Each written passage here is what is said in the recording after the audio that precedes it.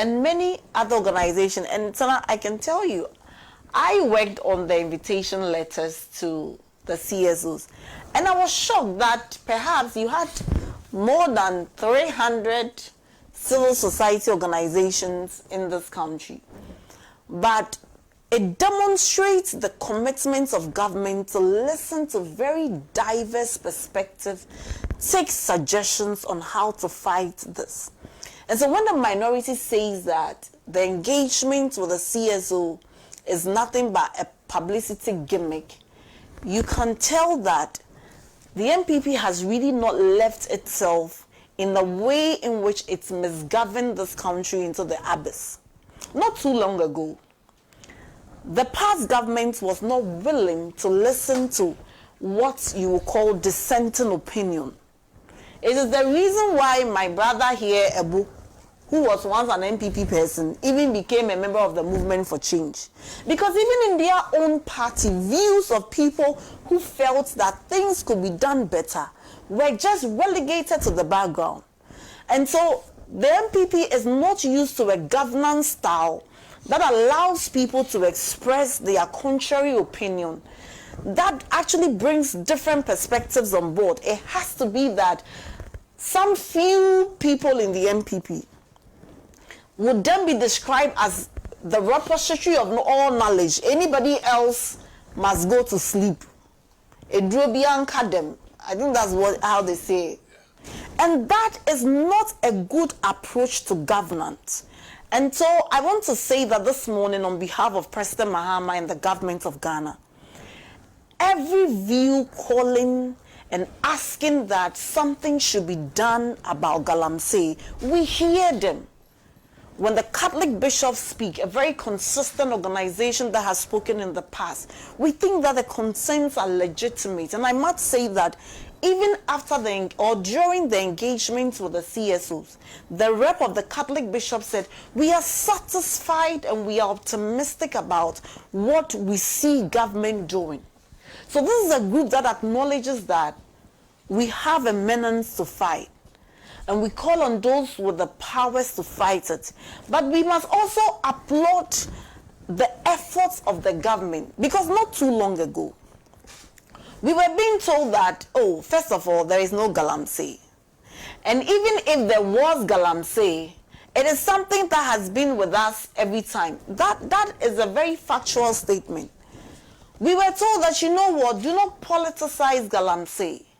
But behind the call not to politicize were politicians engaged in Galamsey. It is not possible at the time not to have politicized. And let me use myself as an example where I sit at the presidency. I work directly with the secretary to the president. Directly with the president. Can you imagine how unconscionable it would be that at the time when this government has created NIMOs, saying that we need to combat illegal mining, put families, husbands of people on the field to fight Galamsey. I mean, at the very peril of their lives, trying to do something to salvage our water bodies. At the time when the government is saying that let's have this, I always can't get their names right, the responsible mining cooperative where people must be given alternative livelihoods, then I sit at Jubilee. And even at the time when I'm coming on TV, then I'm engaged in Galamsey. How unconscionable, and how is it that people will say, let's not politicize Galamsey, when the politicians were those doing it? And so in the past administration, it was important that Galamsey was politicized because most of the perpetrators and the campaigns were MPP politicians. Wuntumi chairman, Wuntumi original chairman, and now an aspiring national chairman. I actually pray he wins. Of the MPP.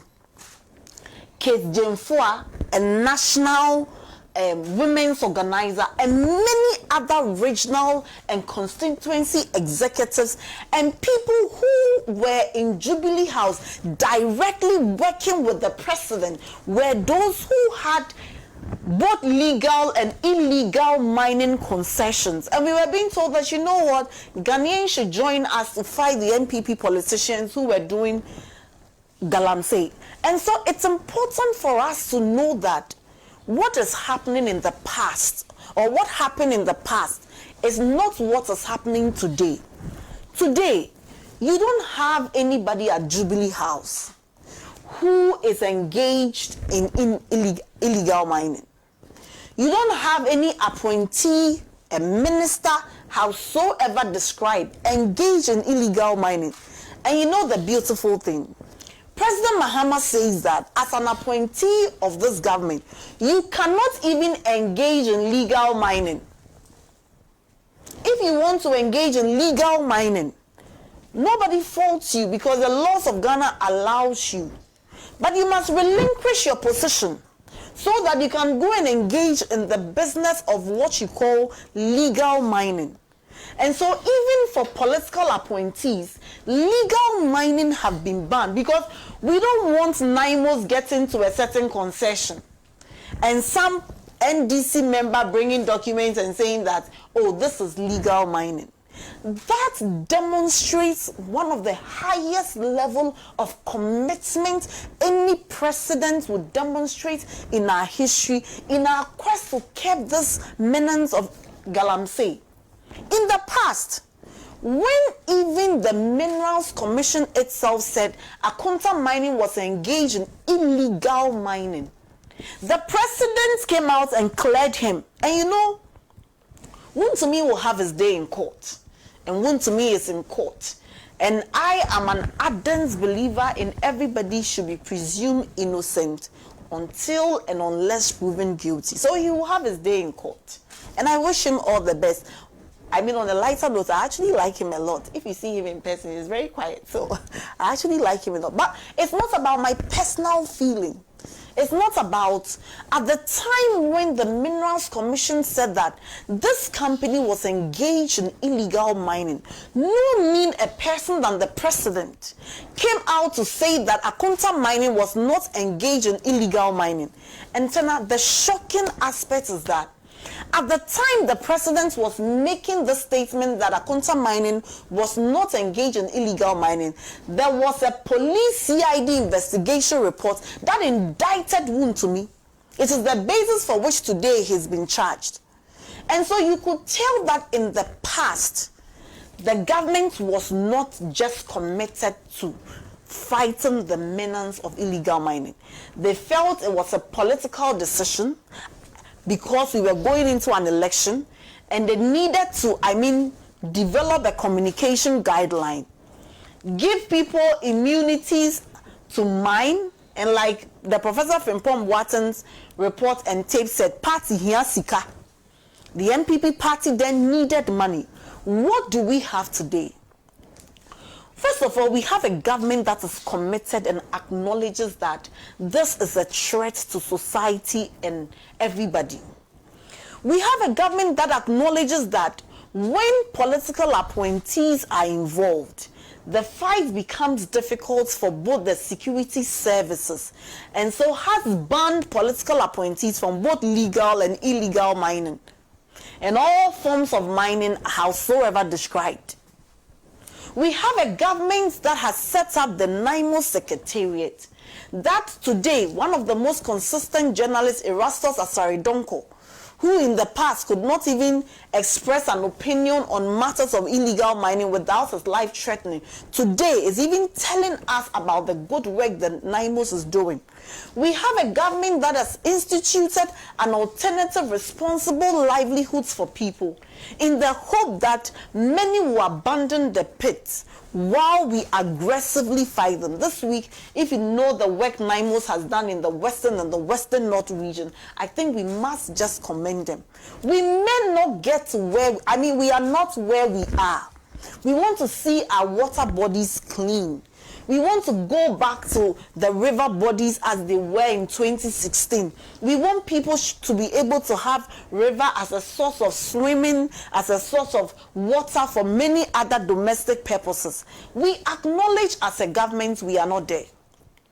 We acknowledge that there are challenges. In fact, I have made the point, and President Mahama has also made the point, that in the course of implementing policies in our quest to fight Galamsey, there may be some mistakes that will be made. There may be some policy propositions that may not go well, however well they are intended. But we are happy to review it and come back to the table. Here, review doesn't mean cancel. Because when you are on platforms with MPP people, you must be careful that when you say review, you must issue a caveat that it doesn't mean cancel. To revise the policies, as I speak to you, we have instituted new regimes where excavators are being tracked. So people don't import excavators and bring them into this country under the guise of constructions or other legitimate purposes, only for them to be found at Galamsey sites. We have also arrested over 1,400 excavators, and it is instructive to say that none of the excavators have developed wings and none is missing. They are all intact. We have arrested over 1,000 people engaged in illegal mining, and many people have said that do not just go after the young people who are doing the illegal mining because the kingpins are behind. We hear them because that is true. These people are just employees. So the moment you go after them, the next group of people or the kingpin will employ the next team. And then we go after one of the self-acclaimed kingpin. I didn't even think Woon to me was a kingpin until he himself took gold and went on live television. I hadn't seen gold before. I mean, in its raw state.